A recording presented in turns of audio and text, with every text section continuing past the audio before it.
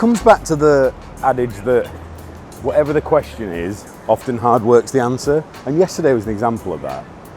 So we get incredibly short notice because Climate Week's chaotic. We get a call that we can go to Chestnut and record with Shannon, which was amazing. We're at this point in 8 states. We purchase the land, we prep it, and then we plant diverse native seedlings on it. So we are restoring native forests. We have planted over 30,000 acres that we have purchased and planted, and are on quite an aggressive land buying mission. Because we ultimately want to have 60, 80, 100,000 acres under our forest management.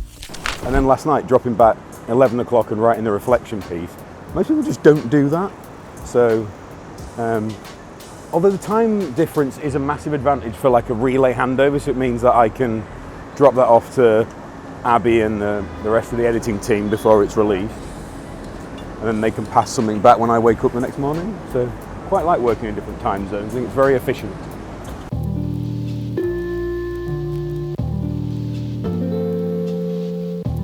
New York Climate Week, day 3-ish, Tuesday morning. So much has happened already, feels like a whole week in a couple of days. We're heading to see the Environment Bank. Really exciting, they're doing great things in the UK, and they're starting to talk about how their systems and processing model might extend globally. I always remember talking to the incredible Charlie Courtney, Earl of Devon, about the potential for the international export of the UK's thinking around natural capital. Sometimes it can feel like there's not a huge amount of things to be proud of about UK business, but natural capital is one of the things we can all be proud of, we can all shout about. So we're coming here to lend our support, to champion the Environment Bank, and hope their model can extend across the globe and help us catapult and improve what everyone's doing for nature, wildlife, people, and the environment.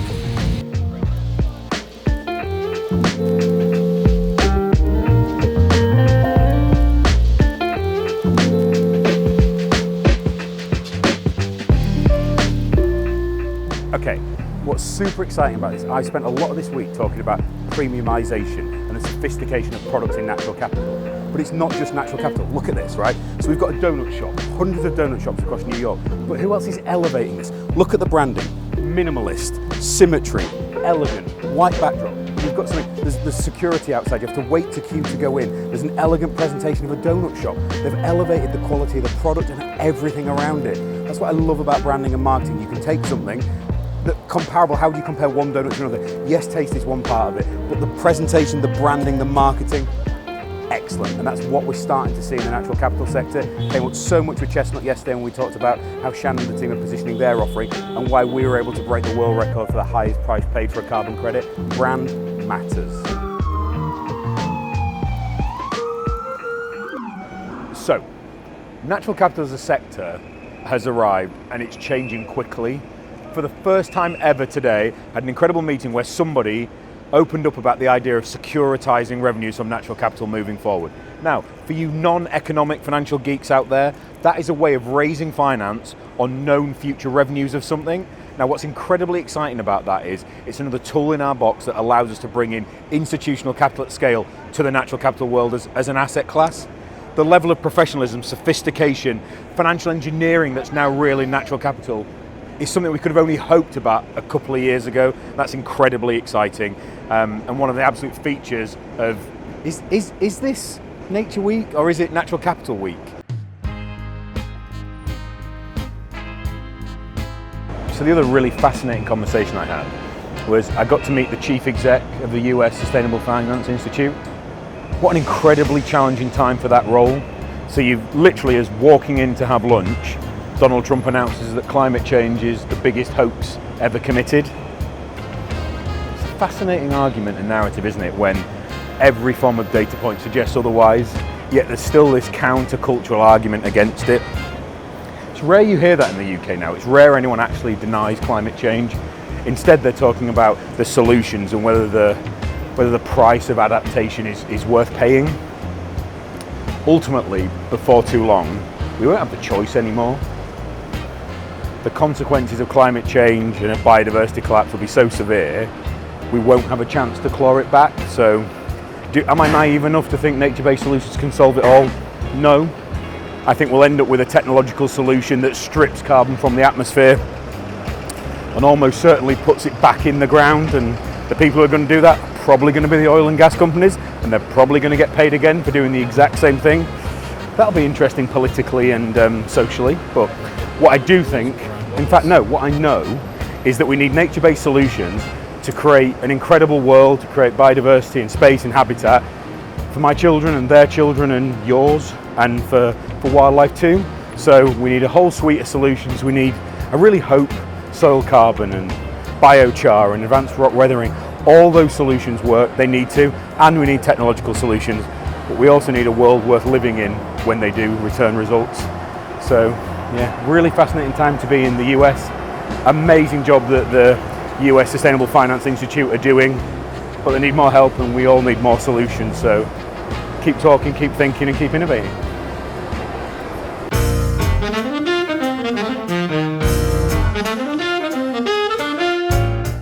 It's rare and I'm lost for words, but I never found networking an easy thing to do. However, on the belief that you put positivity out in the world, you help other people do stuff, great things will come back. Based on that, I met this amazing lady called Eleanor Dawes. And Eleanor, this is your fault. Eleanor introduced us to an incredible lady here called Kimmy, who hosted us this evening at the New York Ice Cream Museum, which can best be described as the most surreal experience of my life. You stop leaving surrounded by ice cream, incredible people who want to change the world for the better in positive ways, and more pink than is imaginable. So if you want to end a crazy day talking about conceptual economics, the challenges that face the climate and biodiversity, and bring a softer side to things, an ice cream museum is pretty much a way to go.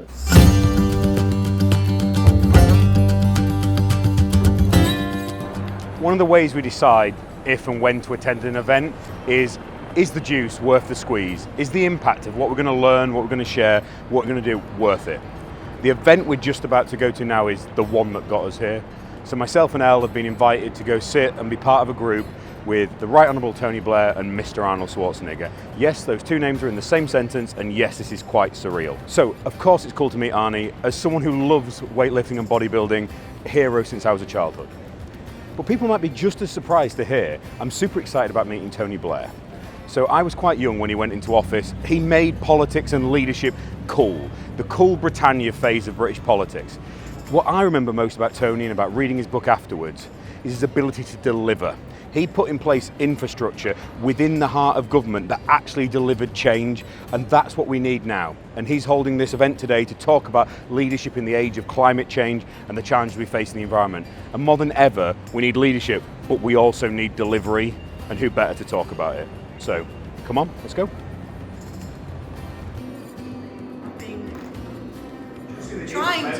Trying to be glamorous, but also traveling and commuting across New York City. There's lots of cracks on New York Street, so my heels keep going in the gaps. Please, why don't you come sit here, please, Governor, and we will have Prime Minister Blair on the end by just sheer order of arriving at the stage. They always do that to us. He always has to sit on the left, and I sit on the right. I mean, you figure it out. I thought we were going apolitical today. We are. I didn't say anything about politics, did I? No. You're in the center anyway. Exactly. So guys, what an incredible event. Getting to listen to Prime Minister Tony Blair and Governor Schwarzenegger talk about the communication challenges of our time.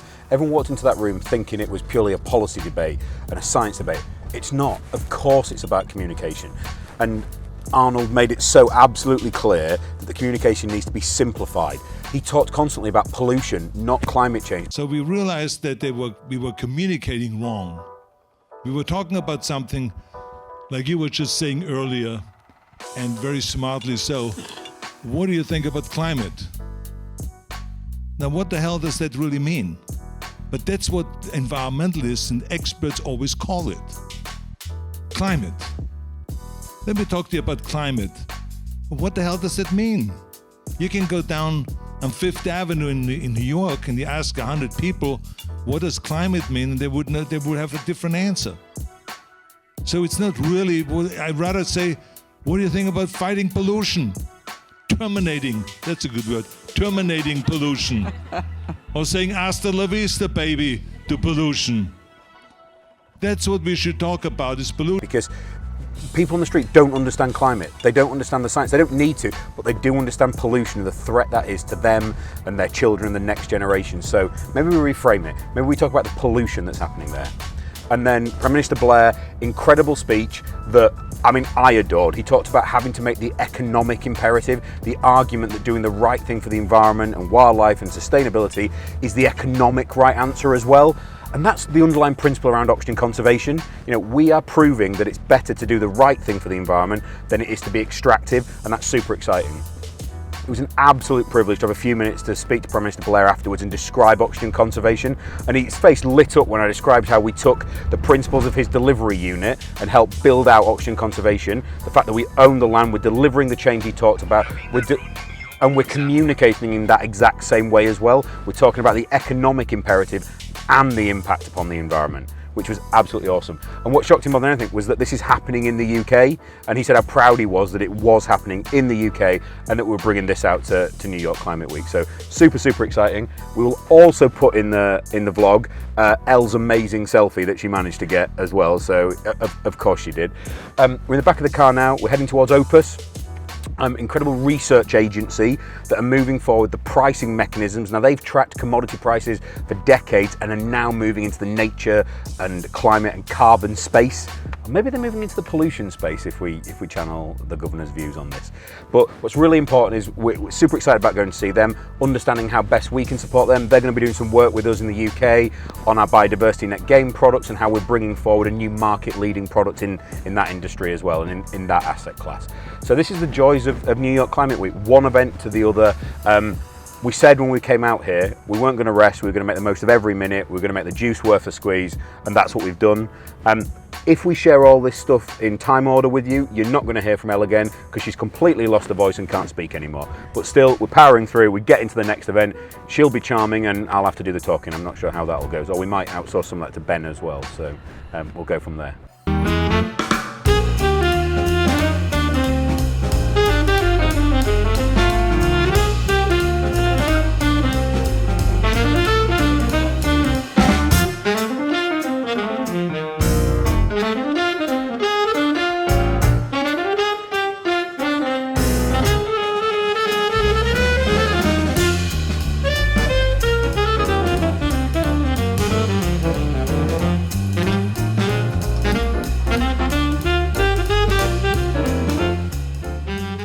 On a scale of 1 to just absolutely mad, how's it going so far? This has been the maddest couple of days. The energy's different, the pace is different. It's exciting. So we've been to receptions with prime ministers and governors and Mr. Olympias and leading CEOs and investors and funders, yet we chose to have dinner where tonight? In New York's finest pizza establishment. After spending various evenings on rooftops looking at the Empire State Building and incredible cocktail parties, thank you to everyone that hosted us out there. What else do you do other than cook for pizza? It's all about balance. Yeah. And also, this requires so much energy, so much enthusiasm. You have to have these moments of joy of really, truly enjoying New York. And you've been sick all week? I've been incredibly sick. No, I've been fine. That's a lie. Surviving. We're not thriving. But I think the difference is we turn up and then show up once we're there. Absolutely. Power through it and make it happen. It's 1 week, right? And you have to make use of it the best you can and network where you can and have those new connections and relationships formed. It's the perfect place for it. What's been the most surprising thing so far, Elle, that we've heard or seen, or not including the ice cream factory? The ice cream factory was pretty amazing. For me, ridiculous, right? For me, it's the way people are having conversations around the sector. In the UK, everyone's focusing really on from an environmental lens and not thinking about the economic lens of how we can make this scale up and how we can actually make others interested. Here, it's not about, here everyone understands the nature impact. Everyone wants that, but they want it to be scalable, investable, desirable. And so the language is different. Whereas we're the most economically focused in the UK, everyone here is like just leveling it up. Yeah. It's leveled up. You know, the conversations we're having are, you know, in the UK, sometimes we're the one that's, you know, a bit outside of the norm. Here it's totally doesn't feel that way. No. Incredibly reassuring. It's coming. It feels, I know we haven't come out here before, we've said no, juice isn't worth the squeeze. At best, the timing was right to come now. At the worst, we were wrong. We should have been here a year ago and 2 years ago, because the people who are like, oh no, I don't need to go across there. Yeah, you do. You need to be here because that's where the conversations are happening. And they're a level and a caliber and a scale that's just nothing like what's happening in the UK yet. Maybe, but I think collectively we have come at the right time, because I think collectively the language within this sector and the pace of where investors want to come and turn up is changing too. You know, over here it's tech companies and pension funds and private officers and insurers, and everyone's kind of in this boat together. And it just feels like momentum here. It's not an if, it's a when. And it's, you know, how big can we make this? It's exciting. I wonder what it'd be like if we return next year. When? We will be back. I'll be back. That is shadow of a doubt. And I'm gonna make it our mission to get us and Nattergal and Rebalance Earth and Great Yellow and Restore and the Environment Bank together, showcasing what's great about UK innovation and technology and policy and structure and process and system and talent around natural capital. And if we can do that, Charlie Courtney, I'm talking to you. Thank you for being the person that first said it on the podcast, but it should be our next great export as a country. You know, there's very few things to be proud of about the UK at the minute, but our approach to the environment, our approach to natural capital might just be that next one, because it brings together everything from environment, climate, IT, tech, infrastructure, and the talent of our people. So that's my call out to all of you next year. Check your WhatsApps, because I'm going to be inviting you across.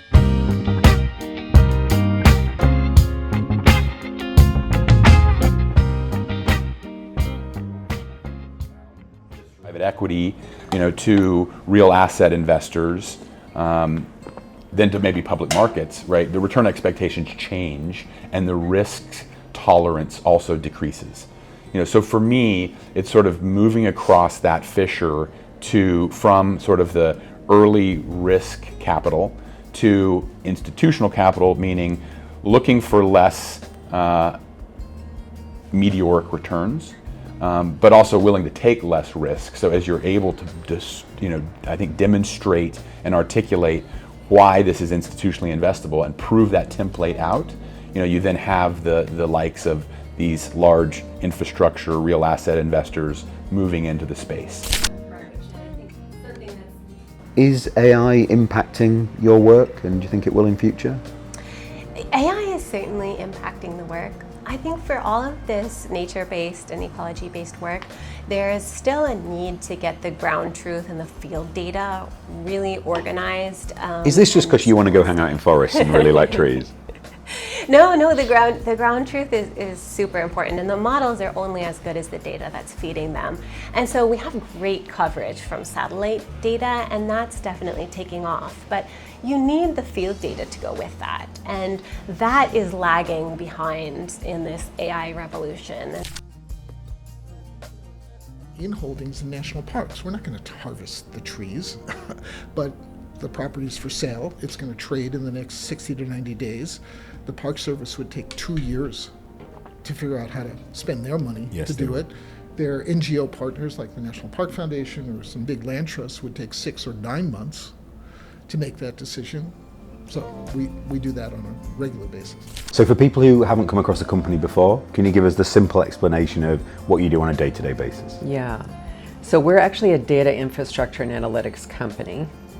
So when you think about Earth knowledge, we're integrating all of this massive information about the planet And it's all based on the understanding that the Earth is a system of systems. And the only way that we can actually understand risk and opportunity at any location on the globe from our perspective, the most comprehensive way, is we have to integrate the models of these Earth systems. And what we do then is forecast. We forecast from daily, monthly, annual, decadal. The environment sector has always moved so slowly. That was the past. Time moves differently at OC. This week, our business has changed more than it has in the last year, and so is my opinion about the sector. We sat at home 2 weeks ago, ahead of coming to New York Climate Week, asking ourselves, is this the right thing to do? Is it worth the investment? Is it worth the time, the energy in every sense of that word, and the impact on the planet of doing so? The answer is yes. Yes, 1,000 times over. What we've learned, what we've shared, what we now understand is fundamentally different. Oxygen conservation as a business has changed more in the last week than it perhaps has in the last year. And where that's changed is in our mindset. In the UK, we're often accused of being audacious and ambitious and pushing quickly. That's nothing compared to what's happening here. The investment is coming. The bankers are coming. The MRV specialists are coming. We attended events this week that challenged our perception of what might be possible and how quickly it's going to come. It's all about carbon right now, but every second conversation is about nature as well. And once that follows along, the transformation it's going to have to the sector is going to be absolutely astonishing. So we set off with the question, is New York Climate Week worth it? We'll see you next year.